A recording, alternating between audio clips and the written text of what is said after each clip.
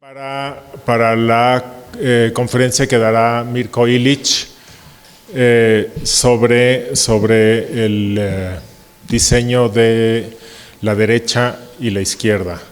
Esto es parte de las actividades que tenemos en el marco de los 15 años de Centro y asimismo está impartiendo un taller de 3 días para la comunidad de Centro.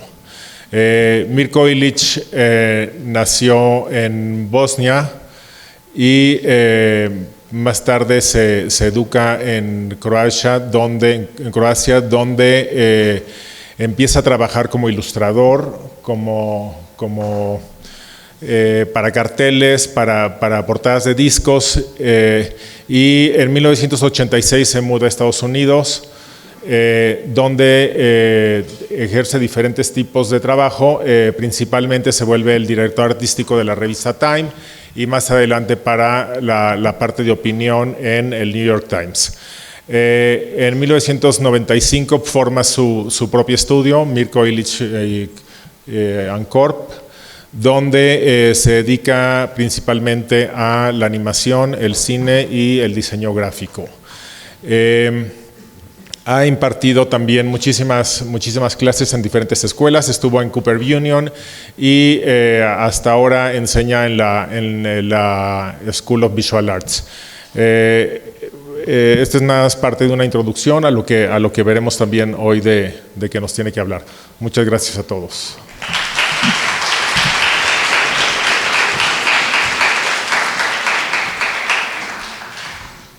Hello.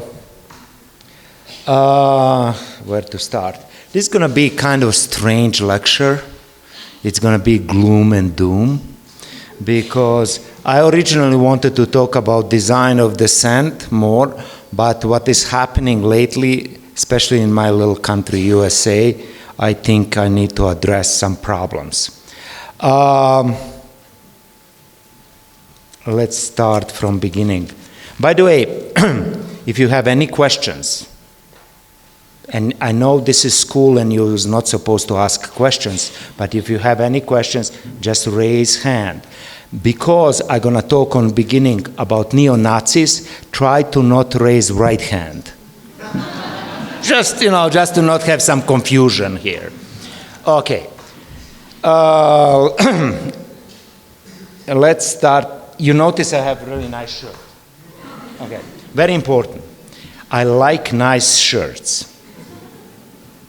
And this is one of my favorite shirts. It's by Yoichi Yamamoto, my probably most expensive shirt. And I bought that shirt because of a few reasons. When I was young, I was punk. I was X generation. It's very graphical. It's done perfectly. It's even black button there. Everything is just right. Now you're going to ask me why I don't like neo-Nazis. They destroy my shirt. I cannot wear my favorite shirt because of them, and I now took neo-Nazis personally. Why I cannot wear this shirt? Because neo-Nazis, they became very clever. They don't use swastikas anymore. They're like KKK without hood. They now have suits and red ties. Why I cannot wear this shirt? This is Charlottesville. And you see the flags. Me wearing that shirt and being so handsome, blonde, blue eyes, they will think I'm neo-Nazi. And why they have these black crosses? Because they became very clever. This flag is no-no. They just made a simple version of flag and it's a little code. Everybody know now what this black X mean. There is lots of little new things which are neo-Nazis around the world and lately in the United States. And because I talk around the world for the last 7 or 8 years about infiltration of neo-Nazis in soccer, especially in Europe, I'm going to concentrate now on United States a little bit more. I don't know how many of you know what is this. Just raise hand, not the right one. Not enough. This is what this guy is carrying. It's called fasces bundle. And in ancient Rome, that was symbol of magistracy, power, and justice. One stick is not strong enough, but many sticks, they are tough. And that symbol, because we all want to be Romans, made it to even money in United States. This is from 1916 to 1945, this was on American coins. As you can see, it's even appearing under the Lincoln. And then Mr. Mussolini decided to use that name and create a group which was called fascist. And fascist actually is coming from this symbol here. And because of that, they put that on a flag in 20s, Italian flag, and same time in United States, they stopped putting that on a government building. Even when you go now in Washington, D.C., it's full of that, but obviously it's from different time and have different meaning. And then let's go back to Charlottesville, and you can see, you can see here is fascist. And you can see this, and I'm gonna call him idiot. I like to call people idiots. This idiot is having his own symbol upside down. That's funny part. Not funny part, hour later he drove car and killed protesters on demonstrations against neo-Nazis. Let's go back to that crucial moment in history of my country. And let's go back again to guys in Charlottesville. This is National Socialist Movement. And, this thing is not working very well with me. And that's their little National Socialist Movement. And this is their parade in Charlottesville. And they have this strange symbol here. I don't know how many of you know what is that symbol. Yes? Perfect. Thank you very much, young man. It is a rune. It's an old symbol or letter from Vikings, northern people.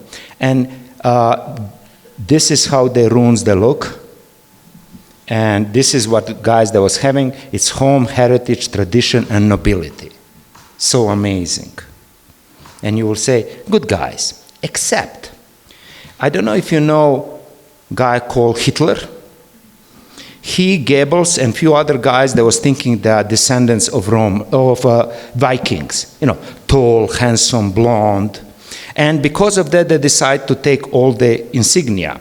That way, whatever you see these guys using is not actually from here, it's more from here.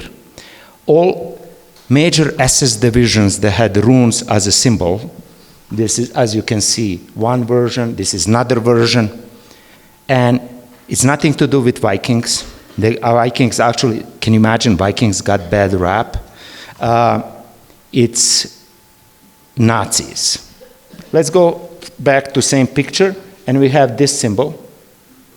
Again, symbol taken from somewhere else. Originally was Celtic cross symbol, but is disappropriate, same like my shirt, and look like this. And this is now symbol of skinheads, one of the most violent neo-Nazi group. In this version is symbol of white pride. Of course, we know who they are. And this is how skinhead flag look like. If it's familiar, I think it's on purpose. And this is how typical skinhead look. I'm talking American skinhead. And also, because he's American, he have this Wehrmacht flag there, but never mind. Same guy, who you see here, killed a bunch of Sikhs in Sikh temple in United States because they wear turban. They was thinking maybe they're Muslims. And as you can see, he have here skinhead symbol, and number 14, which one we're gonna come back to. Because I'm gonna try to, because you are designers, you must be conscious of symbols. First, to not stupidly use them in your own work, and second, to warn your fellow citizens when you recognize them. It's your duty. Let's go now a little bit further. This appeared on, as you can see, PBS television, and she was Trump supporter. She organized to vote for Trump and whatever, and there was interview with her, and of course, nobody on PBS didn't notice skinhead symbol. As nobody on PBS didn't notice what she had tattooed on other hand. It's 88. Any idea why 88?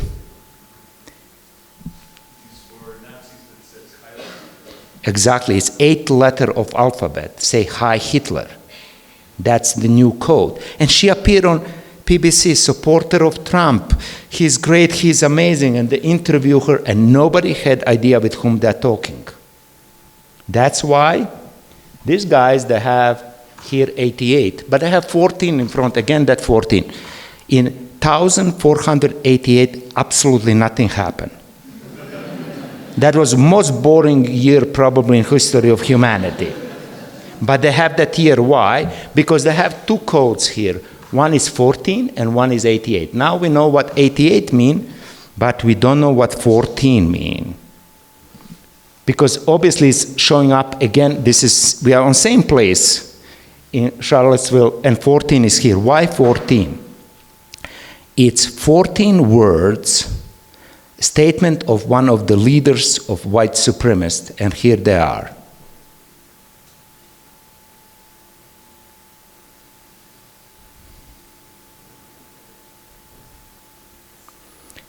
Now here you have one new symbol again, which most of people don't understand, and that is these 3 fingers.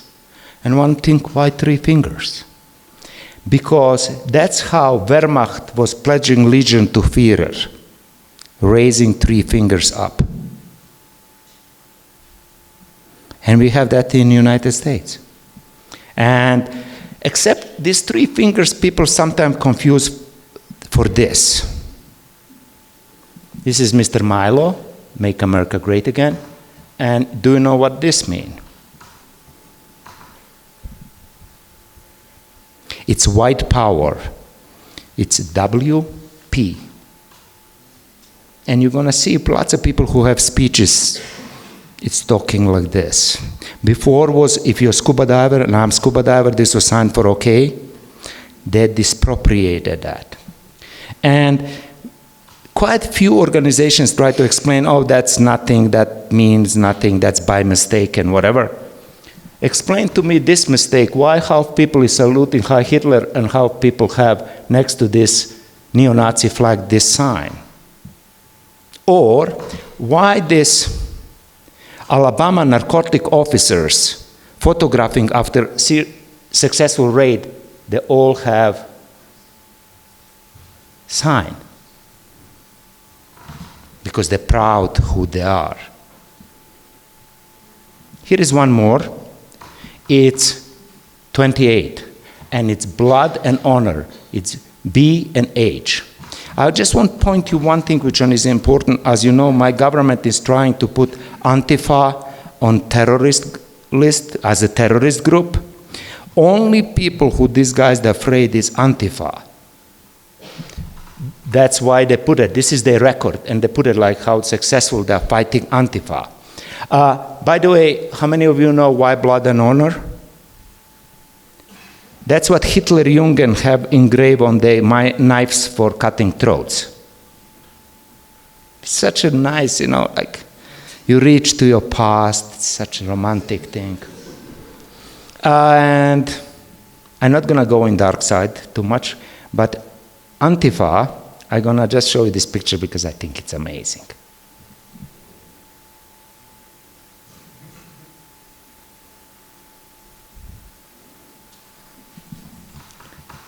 I like that, personally. Especially because she have even a star on her forehead. We know that way she's communist or at least socialist. Anyway. Now, that was about dark side. they're operating more or less without any control and any restrictions. I lecture about this and much more than this. This is just a short version for you in Facebook, trying to convince them to create some kind of algorithm to stop that. I don't think I was very successful. But on the other hand, you have people doing graphic design, illustration, posters, who actually risk everything. They are not, how to say that, in ivory tower as I am in New York, and I really need to do really, really, really stupid and dumb thing to be arrested. This is one of them. It's Al-Farzad from Syria. This is his illustration from mid-90s. It's called Grim Reaper, and it's about Saddam Hussein and that. He wanted to publish his caricatures. Government didn't want allow him. He created his own newspaper where he and few of his friends that can publish his little caricatures, which they're not even so great, but let him do it. Government didn't like that, and they sent it in 2011 thugs to break every finger on his hands. It's just showing you when one of the biggest dictators get annoyed with almost badly drawn caricatures. It's showing you power of image. What they teach you in school, how picture is 1,000 words, it's actually true. They're afraid of images. That's why today everybody tries to control images. When this happened,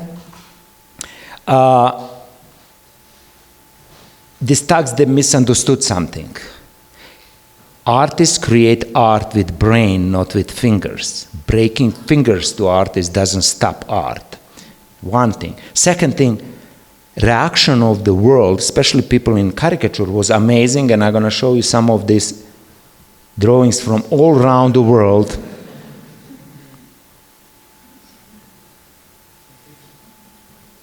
This is a sad one. This is done by somebody in Charlie. Later they got in and shot a bunch of people in Charlie in France, but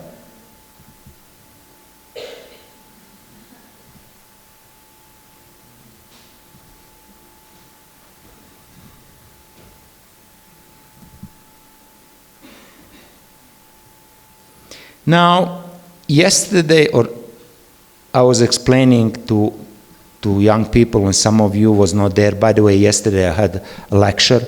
Was amazing, was great. Today it's going to be bad, but yesterday was amazing, and I have witnesses, and you missed a lot. And my shirt was much better. Anyway, yesterday I was explaining them concept or what that mean. Hippies, they invented this piece, actually was victory, and was coming from English longbow and whatever. And now something, we're going to talk for a second about symbols. Now something what started with English longbow, like we still have fingers to fight, which one Churchill used to show this, we have still fingers to fight, became international symbol. And you have this in case of Al-Farzad, but you have in case of Tiananmen Square. Feng Chang did this. And here we are now, like I'm talking China, I'm talking something what United States is learning to do, East Europe know to do really well, and that is double talk. Each image must have double meaning to say something but not end up in jail. And when you analyze some of these things is, yes, they cut some fingers off, but you have victory. Or whatever you want to explain to yourself. Or in this case, István Orosz did this in Hungary in time of communism, and I can see story how that went. He drew this weed and nail, nothing important, and then somebody say, pay attention to shadow. It's hammer and sickle. Call him in. And I can see him coming in and they say, why did you draw hammer and sickle? And he go, oh my God, I didn't even notice. How that happened? Such a coincidence. and they look at you, and they know you're lying, and you look at them, and you know they know you are lying, and you shake hands and you walk away. That's the power of persuasion. Let me show you one amazing example, which one is downstairs or upstairs on the show. It's done in Iran. In Iran, ideally you can show your face. Female body is no-no. In Iran, green color is color of opposition. And this guy, which I'm going to mispronounce his name for sure, Tahamantan Aminian, created this. And if you pay attention, this is woman body, breast, stomach, everything is there. And her reproductive organs, the target. And I can see that story calling in, like, why did you put naked female? What are you talking, naked female? Here, it's 5 apples. No, but you see body. He go, you're weird. And that is power of image, when you can do something and we all know what you did, but they pretty much cannot do much to you. Except, if you publish this image in Russia, you can get in jail and you can pay fine in same time. And I was analyzing why, because obviously promoting gays, it's illegal in Russia. And obviously, having gay friends is illegal in Russia, because if Putin have gay friend, he will tell him, this color doesn't match this lipstick. It's totally, totally wrong, and you put these eyelashes on the top, not on the bottom. But that's if you don't have gay friends, you don't have style, and then you hate them and you try to punish them. Earlier, one young man, which one is not here, otherwise I will recognize him by mile, asked me about show which one have posters against Israel. They're not actually against Israel. Also, show down upstairs is dissent against official policy, never mind what is your country. And what maybe people didn't understand, most of those posters, they're actually done by Israeli artists, because they are disagreeing with their own government. And that is probably worst thing which one you can do. Because if you are, in this case, Palestinian, and you do poster against Israeli government, that seems like perfectly okay. But if you are Israeli and you talk against us, it's betrayal. That's why I think most violence is happening in houses, because member of family thinks somebody betrayed him in his own house, and that is not acceptable. And I'm going to show you a few Israeli artists who do amazing things in Israel. And let me tell you a little story. I had a show in Qatar, for which officially Israel doesn't exist. And I had a show, surprisingly, of design of descent, and I wanted to show Israeli artists. And they told me that country doesn't exist, those artists, whatever. And I explained them, those artists, the pro-Palestinians fighting their own people, and you're gonna tell me they don't exist? And actually these images, they made it to the show, and local paper called that controversial show. Anyway, this is Yossi Lamel, who do every year poster whenever peace didn't happen between Israel and Palestinians. And I'm going to show you a few examples. This is obviously 2002, 2003, 2004. Or in this case, this is seam line and is combining two kinds of meat because they're stuck together. It's very brutal, but I think it's very effective. Or this thing, which one is using, with designers, they don't like to use words, but words that can be sometimes really powerful. And this is David Tartakover, and this is actual quote from Israeli newspaper, and I'm gonna let you read that.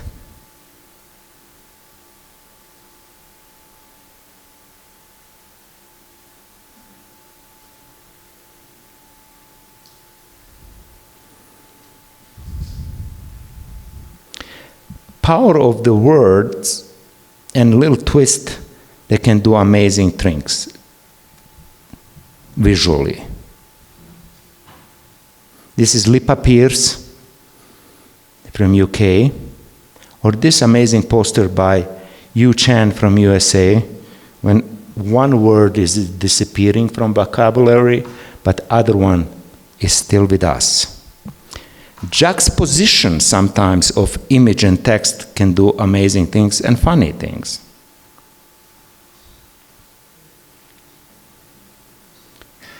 Sometimes you don't need image, because when you read text, you know exactly about whom is this person talking.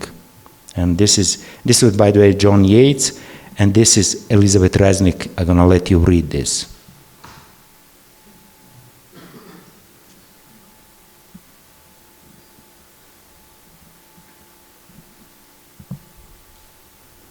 Sometimes, most important thing on a poster is what is not on a poster, like in this case, Cheromir Kostovic from USA, or just little intervention, like this intervention. This is Sofia and Gabriel Friedman from Spain.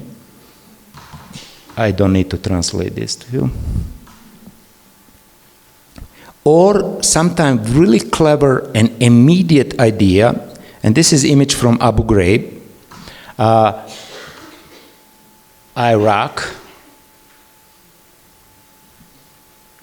10,000 volts in your pocket, guilty or innocent, printed in multicolors. Why? Because that was time when we had iPad campaign, and he printed exactly same posters, same shades of colors, and glued them among the iPad posters. What was good about that, at that time, and still probably, Apple always sue everybody and anybody. But they didn't sue him, because they figure out even if they win, they're gonna lose. And they just let go. I like this poster a lot. Anatoly Omalchenko did this, because he's questioning, especially my liberal friends' stance. We all Che Guevara, spreading a revolution, great, amazing. But if you just change his symbol on the hat and change background, you ask question, why is it not okay to spread Muslim revolution? Why is it not okay to have Muslim guerrilla? It's just interesting. And I love design which one is question and challenge your beliefs.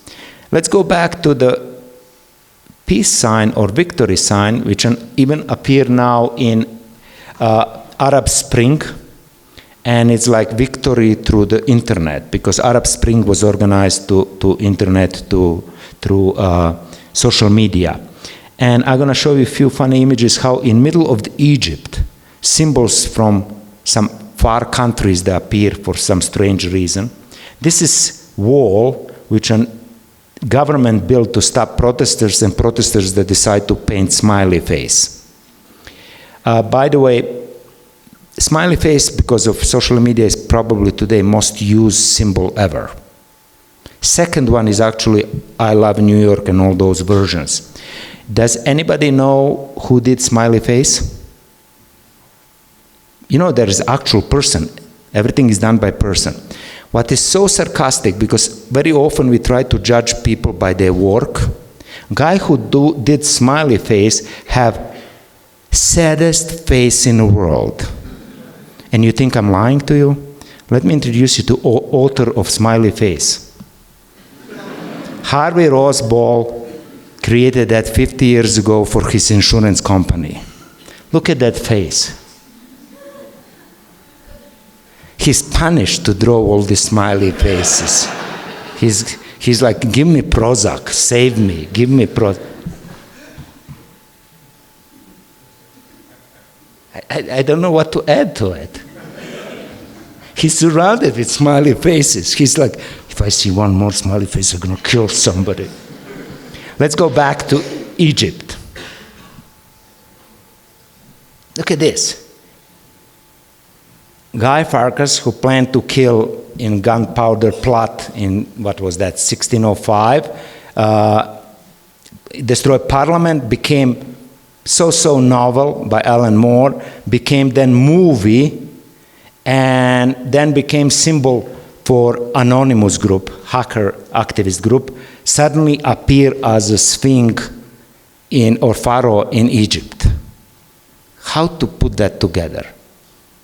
But social media is doing that for us. When we are in Arabic countries, let me show you Faraz Kakos, I think is his name. He's Syrian artist, now refugee in France.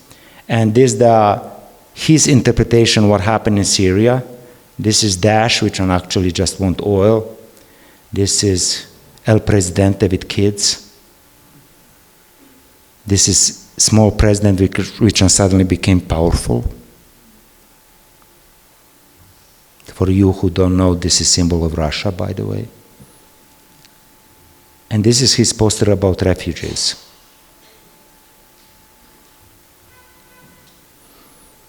Refugees, walls, we hear that all the time. I think this is one of the most successful posters from Argentinian artist Coco Carrel. This is real wall, our passports, the wall. When you fly with aeroplane, there is no borders. Our passports, the borders. Or this beautiful critique of Vladan Srdic from Slovenia. What you cannot read here is brainwashing. And this is companies which they brainwash you. Unfortunately, this was before Fox television, and all this now is fake news. About fake news, Russians, they're good at that. Lahaim. Anyway, Russians, they're good at that, and but Russians, they saw first coming. Russians and Ukrainian. This is Ukrainian poster from 2014, and said, this is media war. Corrupt media is faithful lackey of aggression. And doesn't this image remind you of many things which you see today on television? And this is 2014. From same series of posters, media is weapon of today. I think this is like kind of having vision. What is very powerful little thing which is happening in graphic design, the logos. Logo is essential, powerful symbol. That's why I was talking about those neo-Nazis. But taking somebody's logo and twisting around can give amazing results. And this is now Russia. Russians, they did that in 2012. For you who don't know, this is Stalin, one of the biggest dictators in Russia. For you who don't know, Stalin was smoking pipe. This is 2012. For you who don't know, Stalin was wearing mustache.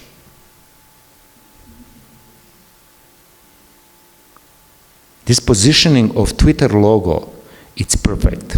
Only what you need to have now Twitter logo in orange color, but we can talk about that later. Using logos, this is amazing. Patrick Thomas, this art is called American Investment in Cuba. It's Che Guevara created out of American corporations which they would like to move in. Or this amazing poster, an actual flag called Corporate American Flag, published by Ed Buster magazine and created by Chi Zhang-yang. If you Google American flag and you go on a war in Iraq, you're going to see quite few soldiers in Iraq waving this flag. They're professionals, they do their job, but they know actually for whom they're fighting. They know sarcasm of their position. About that, logos and social media, I'm going to show you one of the first thing on social media, which one was Dissent and went viral before we was knowing even what is viral, and happened 3 days after President Bush announced that we need to do something about Iraq. And I'm going to let you read this, and I think it's just amazing.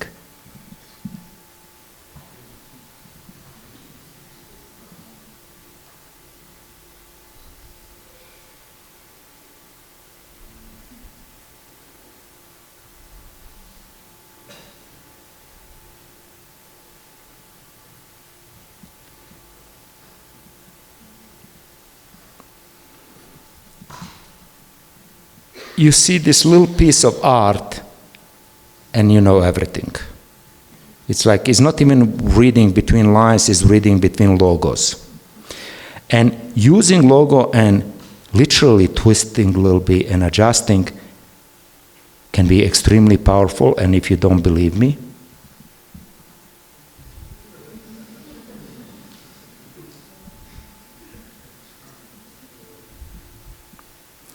you have Obama and not Obama. Words, they can be powerful, as I said, and I'm going to show you what they did in, this is in Washington, UCLU did, Eric Varkerker did this campaign, and in middle of our problems with Middle East, suddenly this appeared all over Washington. This is actually Constitution of United States written in Arabic. And then that will be on for 10 minutes, and then for a few minutes will show the English version of that and then disappear. And this is how that looked on Times Square in New York. And everybody was like freaking out. Like, oh my God, what is that? They took over and whatever. And feeling of those, oh my God, it's said probably perfectly in this poster, created by Max Temkin and Amy Schwartz. And I'm going to translate you this, because you read from this side to this side. It says, Donald Trump cannot read this, but he is afraid of it. And I think it's amazing. Or this amazing action, except it's illegal. I'm going to warn kids, this is illegal. I don't advise you to do that at your home.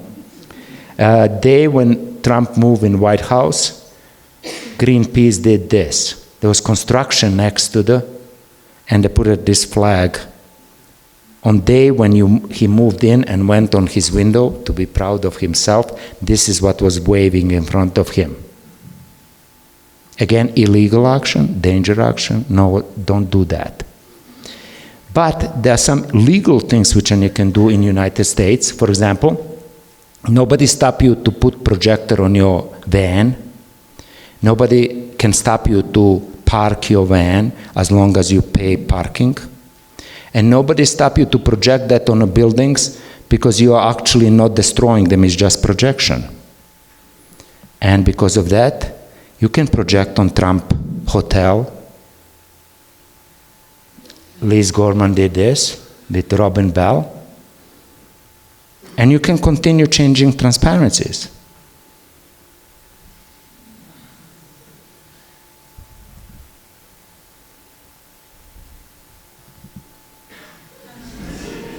Can you imagine you are a foreign diplomat trying to please Trump and you walk into this? But that idea is not unique for the United States. When President Trump was visiting England, on his way to wherever he was going, was this. Just simple projection on a wall, which probably did not upset him as much as this little balloon. Or accidental things. I don't know if you heard that, but he was talking to a bunch of university students which are extremely conservative, and he's president and everything is great. And somebody went quickly downloaded presidential seal from internet, and this is what is behind him. Except somebody was in a rush or very subversive. When you look at that a little bit closer, there's some problems there. First, there is some Spanish here. There are golf clubs. There are money. An eagle is a little bit weird, minus this hammer and sickle. You know why eagle is weird? Because that's Russian eagle. What was funny, this is originally created on internet by Republicans who disagree with Trump. After that, he made tons of money because everybody wanted to buy t-shirt. But it's very hard, especially in Europe and United States, to be opposition of Trump, because media, like conservative media, is doing better job than we can do because of access to the public, and I'm going to show you a few examples of that. This is Spiegel.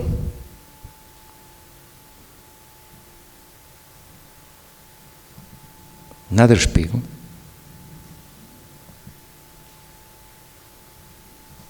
New Yorker. I'm talking serious magazines. Economist. Stern.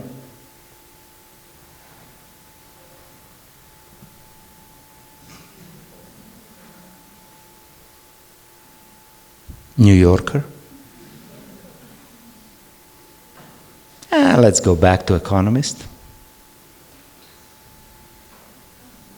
Now, what we can do as designers about that? Unfortunately, and I don't know if it's politically correct to use that word, designers, especially lately, they're a bunch of masturbators. They do things for themselves and they're all excited. Oh my God, look at my kerning. Oh my God, look at this. Oh my God. We do design for other designers. We're like inbreed. We don't do much things for public because they're stupid, they don't understand us. You cannot do design for yourself. If you do design for yourself, you're artist. You're not designer. And because of that, we must go out of on the streets, do something with public. And I'm going to show you one great example of what I just said, which I think is amazing. It's about Audie Hart created this poster all over the London. And I totally agree with that. I think typeface is a little bit off, but we can talk about that later. What one can do with little pink head, get lots of sames and change the world. And I'm going to finish with this little transparency, which one I think is telling my position towards design and life perfectly.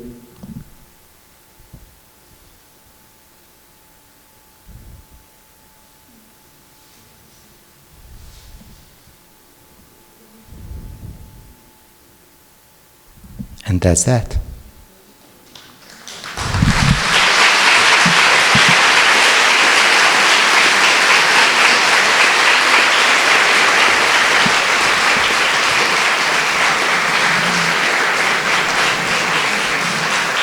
Now I was supposed to be proud of myself.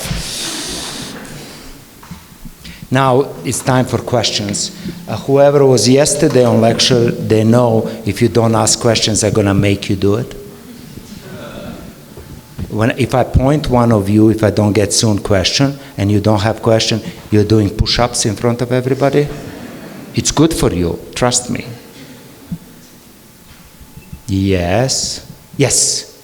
Wrong hand. Left hand, but wrong hand. And rule is you must stand up and talk because people must see you and judge you by your clothing if your question is correct or not. Like, oh my God, like, of course he doesn't have idea about design. Yes. I was wondering, how do you research our cultures? We are from the Masters in Design Studies, and we were wondering which are your sources for having like this kind of pictures and this kind of approach from a culture that you're not? I'm like creep. Decent males my age, they look porn on TV. I look these weird images. I have a bunch of folders in different categories in my computer, and whenever I think something is interesting, I put in that folder. If I have enough of those things in a folder, then I try to do something with that. Sometimes I create book, sometimes whatever, but I collect. And when you train your eyes, you start to see patterns, like in like Matrix. You know, cat change, something is wrong. And I recognize symbols faster than most of people because I'm designer. I'm talking most of common people, not one of us. And I look everywhere. I write books, and I spoke a little bit, not a little bit, actually 2 hours yesterday about that. I try to research not kind of everyday places. I try to avoid, let's say, US media. I'm trying to see what's going on somewhere else. And I collect those things. And let's say, just one example, my answers, they're extremely long. Try to have short questions because my answers, they're for hours. Anyway, I was looking for a book about Shakespeare posters for Shakespeare plays, and I was in shock there was no book. And I didn't believe, I researched everything, there was no book.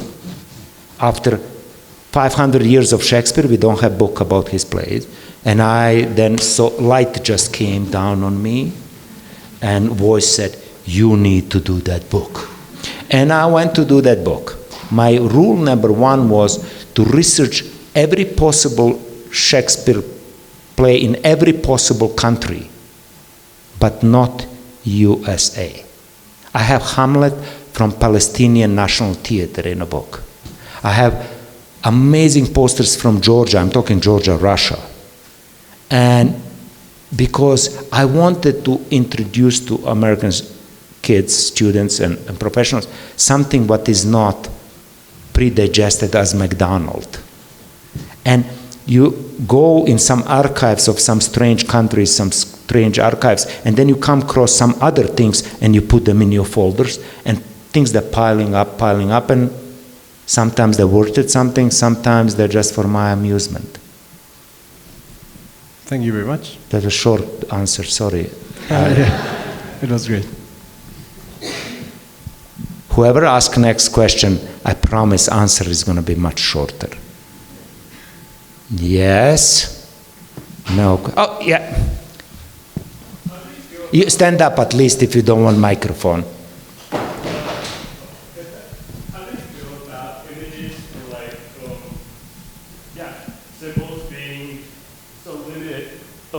Between countries, like for example, all the Arabic signs, and when you make the comparison with the USA, there's a very strong meaning when you take something from another country and place it in another place, where the context is totally different. First, skinhead sign is now everywhere. From Russia, which one there was number 3 on the Nazi list to be killed after Jews, gypsies, there was Russian. Suddenly Russians, they're big neo-Nazis, because we can talk about that. And some of the symbols just spread over the borders like Coca-Cola, kind of. And I had problem on my tolerance poster show, which I'm organizing and doing. I have guy from Reykjavik did poster using all Viking letters. Mm-hmm. And I called him and I said, look, and I never censor anybody. Look, I'm doing tolerance poster show, inviting artists, and now I'm not tolerant. And I call guy and I say, you use few letters, which are unfortunately out of context. If somebody don't come close and read, it's Iceland, they're gonna totally misunderstood your poster. And I sent him from my archive usage of those symbols by neo-Nazis. I got answer pretty much, oh my God, I'm changing that. And now we are in sad position when somebody whose heritage is that must change symbol because some idiots, they changed that symbol forever. It's exactly the same story with swastika. Exactly, that was my point. Like, you've seen a lot that the swastika is used for the neo-Nazis and Nazis, and it's also the symbol for peace. Yes, except swastika is never called in Germany swastika, it's called Hakenkreuz. It's coming from different place but looks similar. Mm-hmm. I'm like one of those idiots, I like to go in weird places, and I went in Nepal because I was too young to be hippie, I don't smoke drugs, I think this was a good time to go. And I went in Nepal and I was in shock in Nepal because swastikas everywhere. In Nepal, you have swastika mm-hmm. in both directions, but mostly in other direction. That's symbol of good luck. Mm-hmm. And then you go in Nepal and you have on wall Swastika equal hammer and sickle. But we know what will mean that in, let's say, Czechoslovakia. But in Nepal, that means Communist Party is good luck. You know what is in Nepal symbol of youth? And I bought myself one of the pins of Boy Scouts of Nepal. It's what we call Star of David. And you can find Star of David with swastika inside. And that's mean good luck to our youth.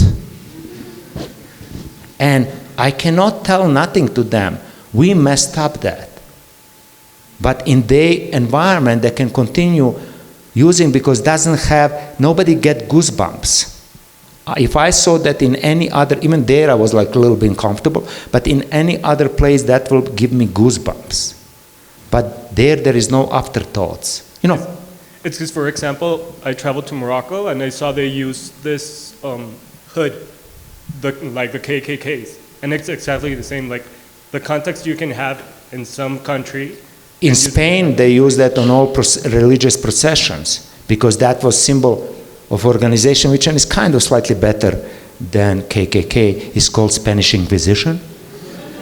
Slightly better, you know, kind of, but probably all these torture guys, they don't want you to recognize their faces. That's why today they wear ski masks, probably. Anyway, but yeah, it's question of context. That's all what it's all about. He asked me more to answer. I want a short question, but you're going to have short question because you change your hand. I like that, how you say, oh my God. You must stand up and you get microphone. Hi. And you have microphone and I cannot hear you? Hi. You Good. didn't hear me? Okay. So I wonder, like the right, and especially the alt-right has like so many symbols and it's so well organized around a whole aesthetic that is so coherent. And of course the left also has symbols, but for instance, I think from a leftist point of view, like there is like this like a bad reputation of like good design.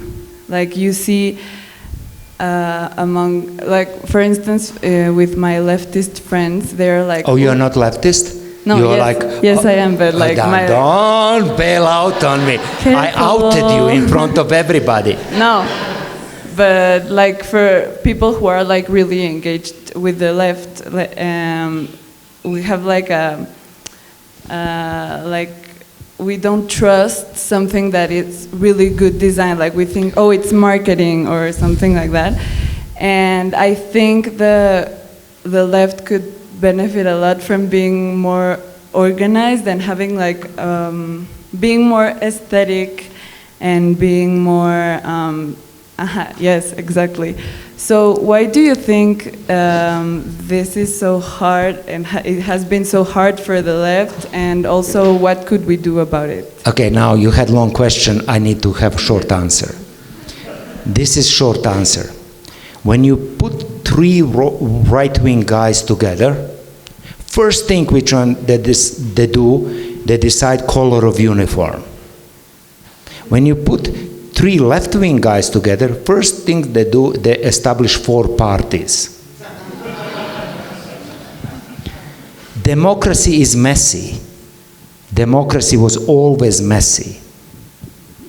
But that's the beauty of democracy.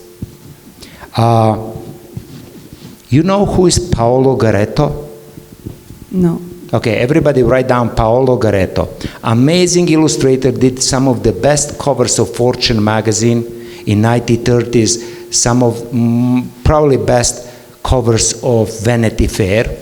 Paolo Garetto was tall, handsome Italian guy. His father got beat up by left wing in Italy, and he decided to have revenge. And he joined a small group around Mussolini called fascists. And there was only 30 of them or something like that. But Paolo was futurist. He was 18 years old, dressed up all in black. And Mussolini told him, Paolo, do something for us, we look like mess. And there are actually drawings. If you Google Paolo Garetto, Steve Heller, you're going to find drawings of Paolo Garetto inventing riding pants, boots, black shirts, belt with cross. He actually designed first fascistic uniforms. Hitler saw them and said, I want those, and went to his friends in Hugo Boss, which they designed the rest of the uniforms for him. They want uniforms. People who fought Germans, Nazis, partisans and all this guerrilla and whatever, they didn't have luxury of factory producing uniforms. If you are fighting against system always have better uniforms, better equipment, better symbols, better everything. And that's how, unfortunately, that worked. Also, problem with left-wingers, it's one which I like a lot, is they all think they know everything. And they all need to be desperately clever. And then when you show them something, I don't know about that font. You know, with the red font in their little computer, and now they know word. My mother knows that word. They'll stop dropping that. And then they must question everything. And I have biggest problems organizing my tolerance show with left wing. They all have problems. Latest problem is, why did you call that tolerance show? Tolerance is negative word. Why is not inclusion? There is no International Day of Inclusion. There is International Day of Tolerance done by United Nations. But that's not enough of them, and I always joke, I try to give people bread and they say, no, you need to give them cake. That's stage number 2. But that's left wing, but I love them.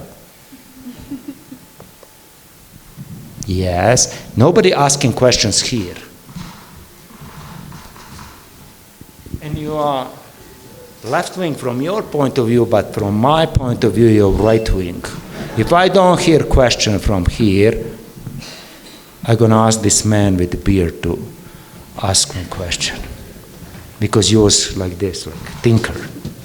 You know why people photograph themselves, especially in old time, like this? And now everybody photograph like that? Because shutter was very short, and you needed to support your head on the back. And to not have motion in head, they will photograph themselves like this. But because people who photograph themselves like that, there was either rich or intellectuals. And every writer is like, and everybody think if you are a writer or very clever, your brain is so heavy, you need to support, and now everybody is going. There is no shudder. Even thinker is like this. Now question. You can stand up and ask me a question, and I can make you, I like that, I can make grown men sweat. This part, think about question. Well, you as an artist, how, like, what made you, like, start doing stuff for other people, not, like, for yourself? Everything you do for yourself. I became artist to fascinate young girls of my age because I was not enough tall, enough rich, and I was thinking I can draw. And they say, oh my God, look at that. And I said, yeah, I have more of that. I have full apartment of that. Do you want to come to visit? Anyway, I was born in communist country. I had luxury either to be invert and do my own art for myself, hiding somewhere, or do art which I'm going to change system. It's very obnoxious changing system with art and whatever, but at least you try. And I decide I'm going to be that kind of artist. I'm going to try to do change, try to create change. Doesn't mean you fight system only with political art. Very often, beauty can fight system. If you can create something beautiful and people just feel uplifted, you're already changing something too. But I don't know how to do beautiful things. Wait. No, he have more questions. I just opened the flood. Now he's gonna go half of audience gonna leave. So, do you think beauty can change, can make a change, but you can also like start something like a fight with the government, maybe with beauty? Like, do you think you can make a statement, like a dangerous kind of statement with the government, but using beauty? Yes. If you read in history, there was the generic show in Nazi Germany organized by Nazis to show the generic art. And all Picassos and everybody was there just to show this is ugly, because they wanted beautiful, whatever Nazis, they was thinking beautiful man, half naked. I don't know why they all like half naked people, especially male, very rarely females. But maybe that's part of Viking culture. And they wanted part of that problem for them was because that art was created, lots of that by Jews. And because Jewish artists, because of that, that needed to be like ugly. Even some of them secretly collected that art. But they was afraid of that art. How far that go, I don't know if you know that in Germany, by the law, they forbid using of type like Bauhaus typeface, because that was Jewish typeface. There was law to use blackface. And they used blackface up to the point until they conquer Czechoslovakia, in which lots of people spoke German, but they was not able to read Goebbels' propaganda because it was in black type. They even had problem with aeroplanes, because at that time you read number on aeroplane, and aeroplanes, they were hitting each other because it was hard to read.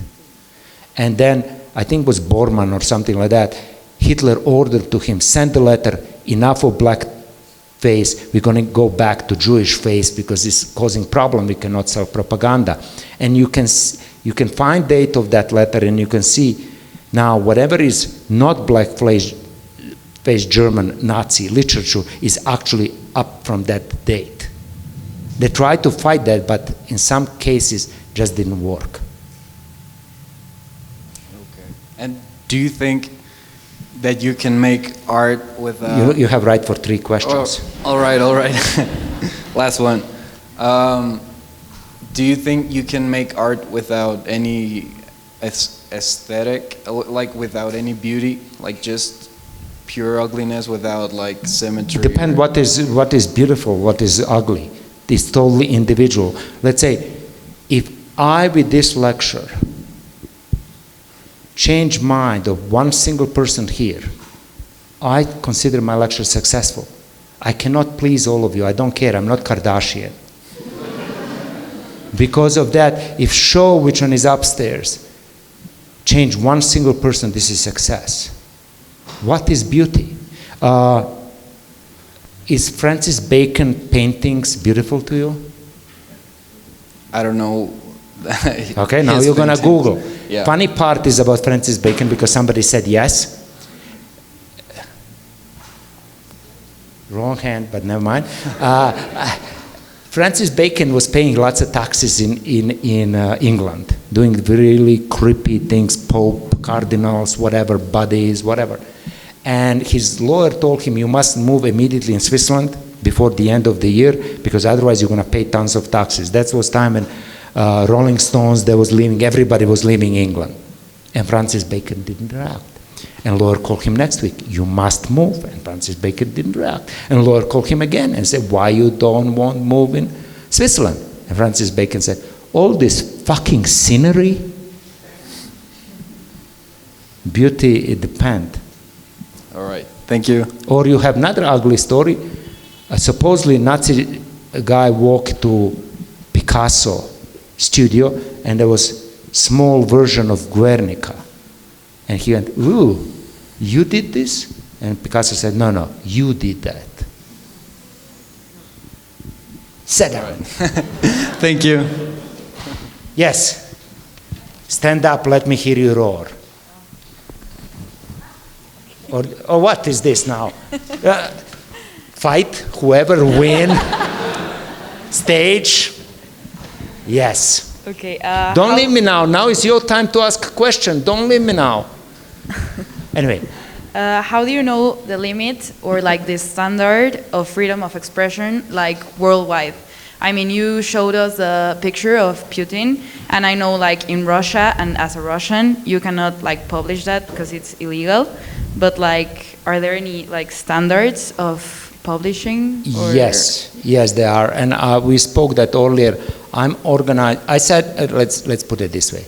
I decided to deny myself as an artist, and 2.5 years ago, I decided to do traveling poster show Tolerance, to which one I'm adding constantly new art from different countries. Now we have all 7 continents, 132 posters from 54 countries.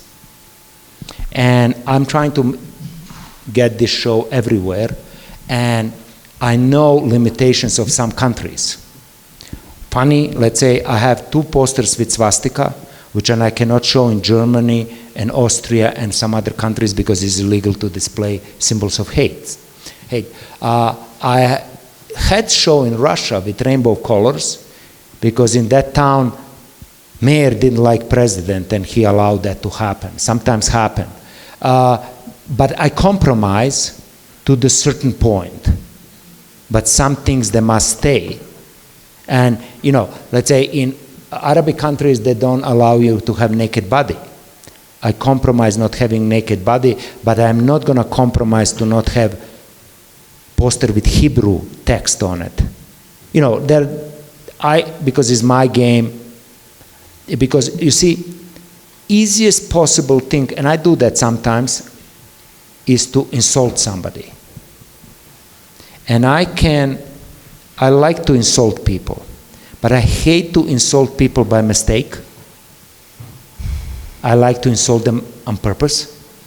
If you want to insult somebody on purpose, you must learn everything about them. Otherwise, insult is not good. It's just stab. You won't stab and turn around. You know, that is really insult. And I last 2.5 years I'm doing this tolerance poster show. I spend 60% of my time, even more, in my studio on that show. We are financing that. If I do any jobs, I put money in that. And it's quite a journey, and it's playing the system. Give me a second. And then we're going to have another question, and then I'm done. Okay. There was a factory in Russia, in Ukraine, which one is kind of run by neo-Nazis, unfortunately, in big time in one part. And in that factory was full of neo-Nazi symbols, graffiti. Some of those I show you. And then was taken over by a young group who wanted to do change, and they asked me if I can give them tolerance poster show. They print them really small because they don't have money. And this is how that look. These are neo-Nazi symbols everywhere. That was Rune, which I showed you earlier. But they put posters on the top, and it's amazing. This is in United Arab Emirates. The posters, they're all on canvas and whatever, which they didn't make cut by their censor in school. What organizers did, they tied them on the middle, and everybody asked, what is that? And they say, oh, those posters that didn't allow to happen. And everybody wants to see what is inside. And constantly, things like that. This is how they display them, let's say, in Ljubljana. This is how they was displayed on 100th anniversary of Nelson Mandela in a jail, in a hall where Nelson Mandela was jailed in South Africa. You know, each place have their little different story. This is how they look in Venice. This is how they look in South Lake, country of Mormons. We had one of the biggest shows there. Everybody do something, but you adjust yourself to that group, to that problem. And yesterday I was talking about this. This is how there was display in college in United States, Binghamton, because they don't allow political posters in college. Now suddenly tolerance is political. And then teacher came up with idea, sorry, these are not posters, this is the path. And because the on-floor administration was not able to censor that because they're not posters. Everybody, and that's how you play system. They do that for me. I give them posters, I tell them limits, what they can take out or not, and they figure out how to avoid system. Anyway, is that answer? And now, young lady, no, sorry. But I like it. You're next. You're my victim. Yes. So in the regards to oppression and exploitation of black people, not only in the US, but worldwide, how do you think that you've done something to help push their symbols, graphics, and posters ahead of the white liberal designers that have designed the Obama presidential campaign icon, to the pink hats that you showed, to the Trump blimp that was shown in London? How can we get black people and just people of color at the forefront of these iconic symbols instead of just white people over and over again? Being nice to them, letting them make same amount of money as us, letting them to reach education levels, which one we can reach, giving them hope. I was quite successful when I moved in the United States in '86, and I have no doubt if I was black, I will still struggle. I know that, you know, and I'm very aware of that. And I spend the time working with different magazines, trying to promote issue. My name is meaningful to lots of people. Mirko Ilić means nothing in USA. Some people I was thinking I'm brother. I even got offered to do job in South Africa because they was thinking I'm black, because I work for many black magazines. For my tolerance poster show, I try to get people, even it's very hard, but I try to get, I have people from Africa, I have black people from United States and other countries. I'm very conscious of that because I'm trying to have in my show similar proportion as we are. It's very hard because people is shy, people don't want to do it, they're embarrassed or whatever. Let's say I have big struggle getting females to do posters. They're looking for every single excuse, and if you look my collection, you will conclude I don't have enough females. But I call twice more females than guys, and I get refused by females much more than that. It's like, but you are conscious of that, and you try to be aware of that and do something. When I go in subway and I go in stairs, and very often people cut each other to go up, I'm very careful to not cut black person and step in front of them to not look I'm entitled. Because that little thing can make that person feeling a little bit bad about themselves. But if you say, after you, they're gonna feel hint better about themselves, and maybe if it's enough people do that during the day, maybe they're gonna feel a little bit better about themselves, feel more empowered, and do something. Thank you. Yes. You're sitting like this and you're going to ask me a question. This is kind of like, oh my God. Anyway, take hand out of your pocket. Be a decent person. You see, that's how you treat. Why do you think... That is also pocket. Take hand out. Okay, now I confuse him definitely. Why do you think, because I genuinely don't know the answer to the question, why do you think that there's a trend worldwide for electing nationalist leaders and an increase in the far-right mentality in developed countries? I'm just stupid designer. I don't have solution. And but what's your opinion I don't know things, on the subject? But I think white people, it's afraid of future. And they're trying to go in some kind of past when they was thinking what was great and amazing. And was never great and amazing, but they think, you know, that is easier for them in their heads. In the same time, this is not war between white and colored people or whatever. This is war between rich and poor. We are in war because rich people want to keep their money. I never heard any white racist having problem with Jay-Z or anybody who make more than that much money. They are always welcome. They have problem with poor ones. And then what they do, they make poor white man fight for them against poor black person explaining he gonna steal that job, not me taking $10 billion every year from you. No, it's not me. I will not do that to you. It's him. And that is the problem. Less money for middle class, more money for rich people, and poorest groups that are fighting among each other. Simple like that. At least to me. Capitalism at the worst. Yes. You. Oh, you want microphone? Oh, symbol of power. I think it's very interesting that some people make images and graphics knowing that they are taking a risk. So I was wondering, have you ever done anything, like any of your work, have you ever been in a conflict, political or social conflict, due to your work? Yes, of course. My conflict due to my work started with myself. I disagree very often with myself. That's the beginning. That's how good artists react.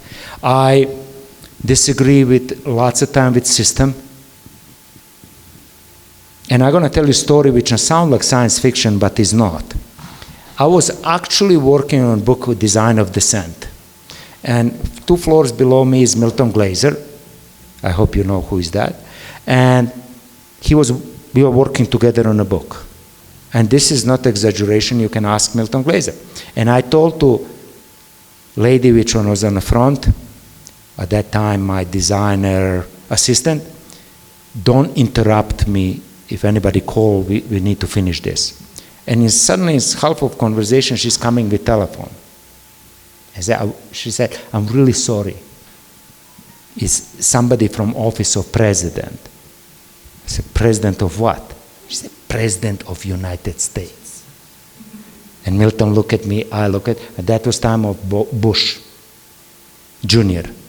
And I took telephone like, that was time when Republicans, they had conference in New York, Republican conference pre-election, okay?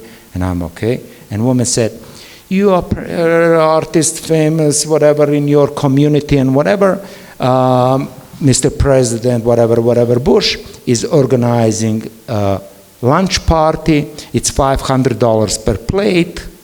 It's going to be invited, I don't know, 1,000 people, and you are one of the chosen ones. And I said, unfortunately, I cannot do that. And she said, why? And I said, because I'm very particular with whom I eat. Thank you, and I hang up. Milton went like, you're in deep shit. I said, why? We're in country of free. He said, for joke, he said, they're going to send IRS after you. 3 weeks later, IRS knocked on my door. And I had ride with IRS for approximately at least 4 to 5 years over every penny I ever made. I will do it again, just because it's an amazing story. I'm storyteller. I will do it again. And that's just a small example, to not mention communist country and whatever. But you feel miserable when you have IRS there. And they send me bill for $32,000, which I need to pay lawyers to fight them, and brought down to $3,000 and whatever. But I felt good about myself. It's me and United States government. And I was going, it's worth it. Thank you. Now, I don't have more stories. Okay, wrong hand, that's why, but then when you leave, Jesus, are you designers? All designers, they don't know what is left or right, and illustrators, because they draw left hand on right side, and they're all confused. That's why we have expression in schools in United States, other left. When somebody go like left hand and you go, they say, no, other left. Anyway. Okay. Most of the examples that you gave us for me are very recently. I'm much more acquainted to the second half of the last century, art and design, particularly from Cuba. I don't know if you of course you know about. Question: what is for you last century? Like 20th century. Okay, that was to me still same century. Just to be sure we are talking same thing. You know. So. You know about OSPAL, the Organization of Solidarity for Peoples from Asia, Africa, and Latin America. I think they were very successful on spreading a very particular and revolutionary idea of third worldism and international solidarity.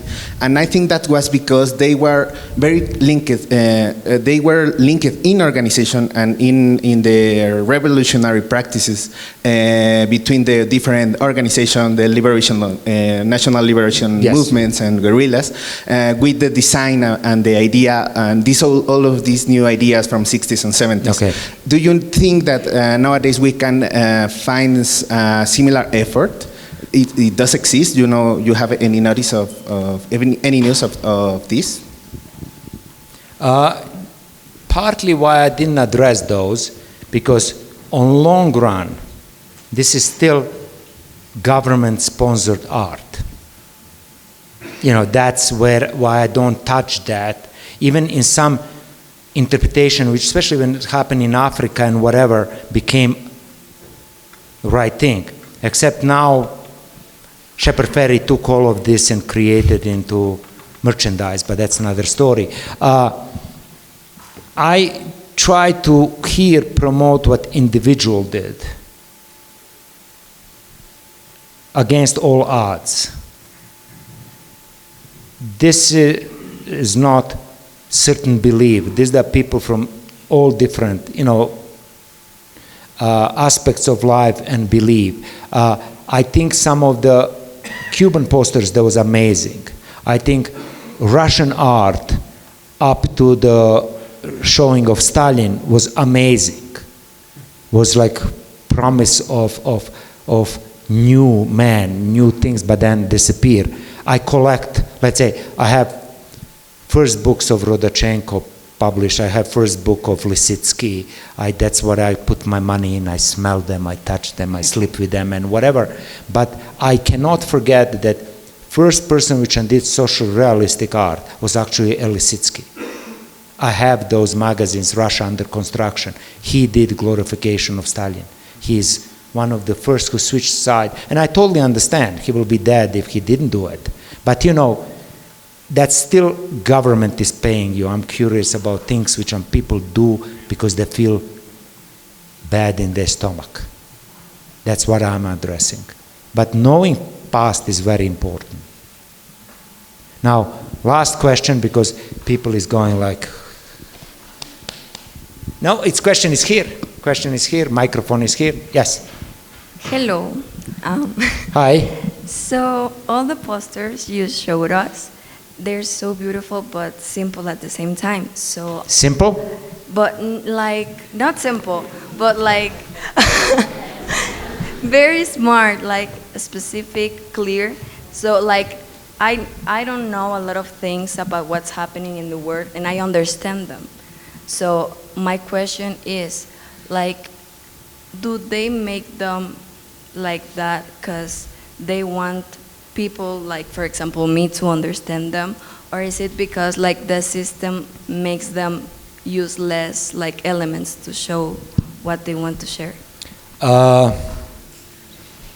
Nobody, no party, no presidential candidate or whatever have 7-sentence slogan, because you're not going to remember. Everybody tried to do essence. Symbols that must be simple to be understood by most of the people.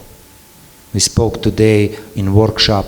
If I invent new symbols for bathrooms, you're going to pee in your pants trying to figure out which bathroom is yours. There's places you don't mess up with. You cannot create poster and you invent your own language, like in Lord of the Ring.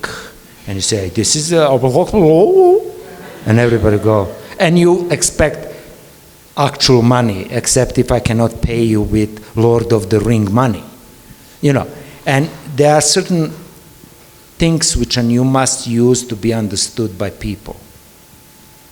And that's why they're simple. Because you must read poster. Good poster have two possibilities. One is you pass by and something catch your eyes. That's the simple part. And then you stop. And then poster must have second story to tell you. If it's not simple, doesn't catch your eye, you're not going to stop. Especially in this clutter of information and everything. It's important to stop people. Otherwise, they're going to say, poster? Which poster? I never noticed that. It's the most awful thing you can get as a designer. And to do simple is actually hardest possible thing in the world. That's why haiku is top form of poetry. Thank you. Are we done? How much you're paying me? I think I overdid. One more question. I'm asking for more. I'm into for money only. What do you want now? You want me? Oh, he's working. We're splitting 50-50, whatever they're paying extra.